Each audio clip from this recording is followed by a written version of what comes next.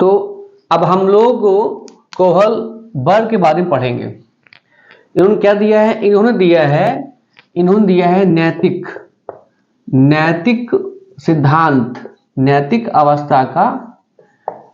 अवस्था का सिद्धांत दिया है। नैतिक सिद्धांत, हम लोग नैतिक अवस्था का सिद्धांत या नैतिक सिद्धांत कह सकते हैं। तो नैतिक सिद्धांत, नैतिक तर्क शक्ति का सिद्धांत, कई नाम है, लेकिन इंपॉर्टेंट क्या है? इंपॉर्टेंट है नैतिकता उसमें होनी चाहिए, उसमें नैतिक शब्द जुड़ा होना चाहिए। तो नैतिक शब्द जो है वो नैतिक सिद्धांत या नैतिक अवस्था का सिद्धांत कोहल वर्ग दिया हुआ है। कोहल वर्ग ने नैतिक सिद्धांत को, नैतिक तर्क शक्ति के सिद्धांत को, नैतिक अवस्था सिद्धांत को 3 भागों में बांटा है।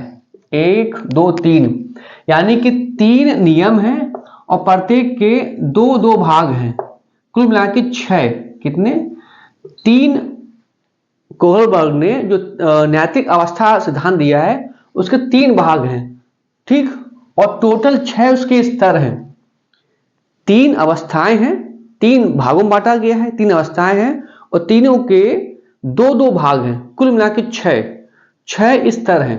कितने? 6। अगर ये पूछा जाए एग्जाम में कि कोहल वर्ग ने नैतिक सिद्धांत को कितने भागों में बांटा है? 3 भागों में। कितने उसके स्तर हैं? तो 6 उसके स्तर हैं। कैसे? देखिए, पूर्व लौकिक अवस्था, इसे हम पूर्व परंपरागत अवस्था भी कहते हैं। क्लियर? इसके 2 भाग हैं, देखिए, 1, 2 कौन से?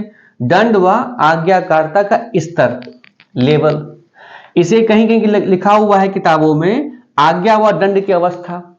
अच्छा, अहंकार की अवस्था, इसको ये ना कह के यार आप समझना, जब पढ़ाएंगे, स्वार्थ का स्तर, स्वार्थ की भावना का जागरण, ये चीज समझना आप। तो अहंकार की अवस्था 2 भाग हो गए। अच्छा, दूसरी अवस्था क्या है? दूसरी अवस्था है कोहल वर्ग के नैतिक सिद्धांत में कि लौकिक अवस्था या परंपरागत अवस्था। ये क्या है? इसके भी 2 भाग हैं। कौन सी? प्रशंसा का स्तर, जिसमें लड़का लड़की को अच्छा लगने की भावना, कि लोग मुझे अच्छा कहें, वो चीज है। सामाजिक व्यवस्था का स्तर, ये चीज है। तीसरा नियम है वो क्या है? पश्चात नियम। क्या है? पश्चात नियम है। अच्छा, पश्चात तो यानी कि पश्चात अवस्था, पश्चात लौकिक अवस्था, पश्चात लौकिक अवस्था को उत्तर परंपरागत अवस्था भी कहते हैं। इसके भी 2 भाग हैं। क्या है? नंबर 1 है सामाजिक अनुबंधन है, और दूसरा क्या है? सार्वभौमिक नैतिक सिद्धांत, जिसे हम विवेक का स्तर भी कहते हैं। तो ये भाई 3 नियम थे और उसके प्रत्येक के 2-2 भाग हैं। अब हम लोग सबसे पहले हम लोग पढ़ने जाएंगे कि पूर्व लौकिक अवस्था होती क्या है। भाई तभी समझ में आएगा ना हम लोग को कि ये है क्या, ये पूर्व परंपरागत क्या होता है। जब हम लोग ये तोड़ समझेंगे तभी हम इनके बारे में जान पाएंगे। ठीक है, तो हम पहले बात करते हैं हम लोग इस नियम की, पूर्व लौकिक या पूर्व परंपरागत अवस्था के बारे में पहले बात करते हैं।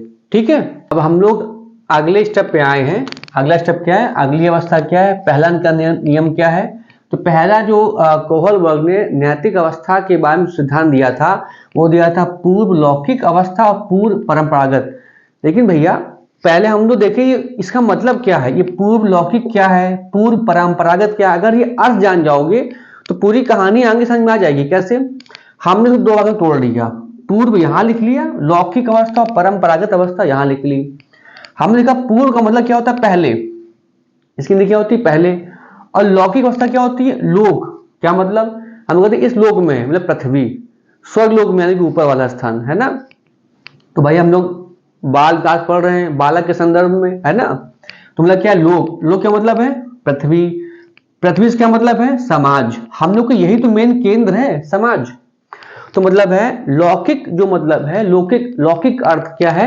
समाज। अच्छा, अवस्था क्या मतलब है? आयु। अब देखो जरा, लौकिक का मतलब है समाज का क्या? नियम, कानून, प्रथाएं, रीति रिवाज, अन्य कार्यक्रम। आप समझ में आ गया? तो पूर्व लौकिक मतलब है कि समाज के नियम कानून से पहले वाली अवस्था, है ना। अच्छा, यही चीज तो है परंपरागत। परंपरागत का मतलब है जो चला आ रहा है, जो पहले से चला आ रहा। क्या चला आ रहा? हम पढ़ रहे हैं नियम कानून प्रथाएं रीति रिवाज, यही संदर्भ हम लोग का है और जुड़ गया पहले। तो मतलब क्या हो गया? सामाजिक नियम कानून परंपरा के पहले का स्तर। ऐसा बालक जो नियम कानून प्रथाओं से पहले हो, उसे कोई ज्ञान ना हो। मतलब कहने के यहाँ पे यह है कि इस उम्र में बालक को नैतिक भावनाओं का बिल्कुल ज्ञान नहीं होता है। ठीक। अच्छा कैसे? अच्छा ये दो पहले, ये बात समझ में आई कि नहीं आई कि पूर्व और लौकिक समझ में आ गया? क्योंकि अब आगे आप समझ में आ जाएगा कि उसके बारे में बात करने जा रहे हैं कि आखिर है क्या ये। अब हम देखेंगे कोहल वर्ग के नैतिक विकास में पूर्व लौकिक अवस्था के बारे में। कैसे? इसमें बालक को सामाजिक ज्ञान नहीं होता। इसमें बालक को सामाजिक ज्ञान नहीं होता। कैसे? बता दे पहले। पूर्व का मतलब क्या है? पहले। और लौकिक मतलब है समाज का। समाज का क्या? नियम कानून प्रथाएं रीति रिवाज अच्छा बुरा, इसका ज्ञान नहीं होता। इसका ज्ञान नहीं होता। बालक को सही गलत का निर्णय सजा व लाभ के आधार पर करता है। अगर बालक जो है पूर्व लौकिक अवस्था में जी रहा है, उस अवस्था में है, तो वो जो भी सही और गलत का निर्णय करेगा वो लाभ या हानि के आधार पर करेगा, ना कि सामाजिक नियमों के आधार पर। बस यही लाइन इंपॉर्टेंट है। कैसे ना समझो।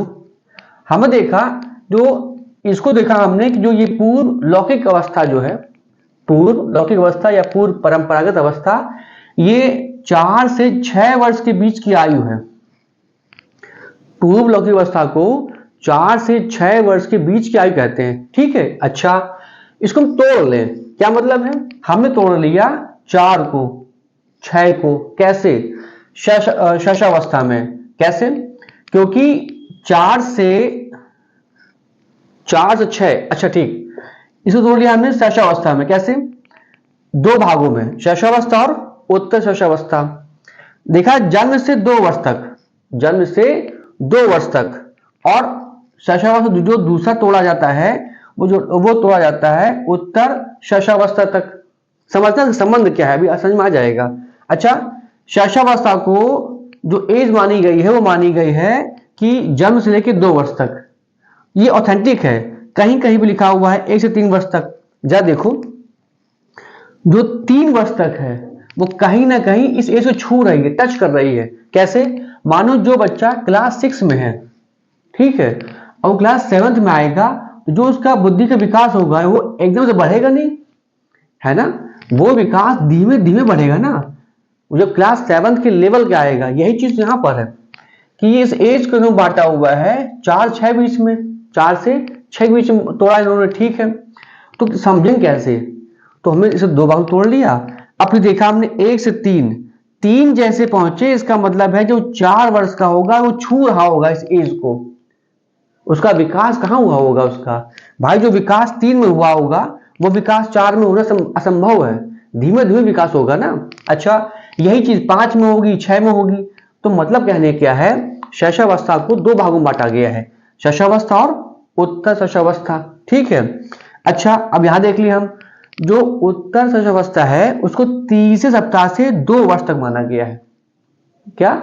2, कहीं कहीं 3 माना गया है, कहीं कहीं पर भी 3 है। अच्छा मेन चीज क्या? मेन चीज है इस अवस्था में सीखने की प्रक्रिया तेज होती है, नैतिक विकास का भाव होता है। ये चीज इंपॉर्टेंट है। ये विशेषताओं में आएगी। किसमें आएगी? ये विशेषताओं में आएगा। विशेषताएं। अब समझ में आ गया। शैशवावस्था को अगर हम विशेषताएं देखें, भाई एज मानी हमने इसके बीच में, देखा हमने कि नैतिक विकास का भाव है, काल्पनिक जगत में विचरण करता है। पहले देखिए नैतिक विकास का भाव कैसे, क्या मतलब है ना।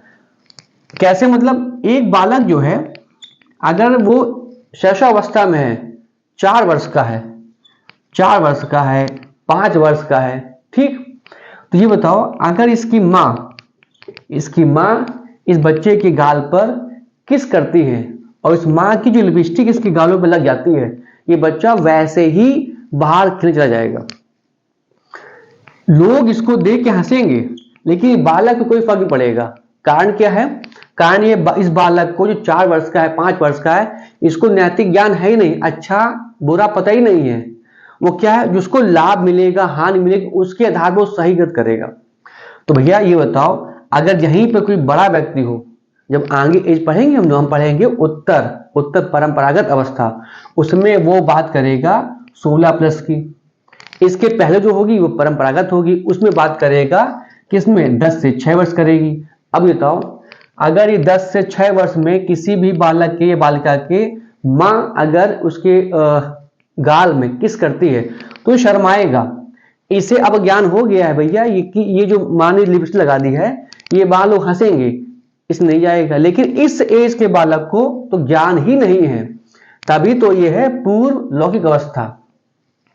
भाई अब बात समझ में आ गई? अगर यही बड़ा कोई हो, उसके गाल में किस हो जाए, माँ किस कर दे, तो बाहर जाएगा? नहीं जाएगा, वो पहले रगड़ देगा, उसके बाद जाएगा।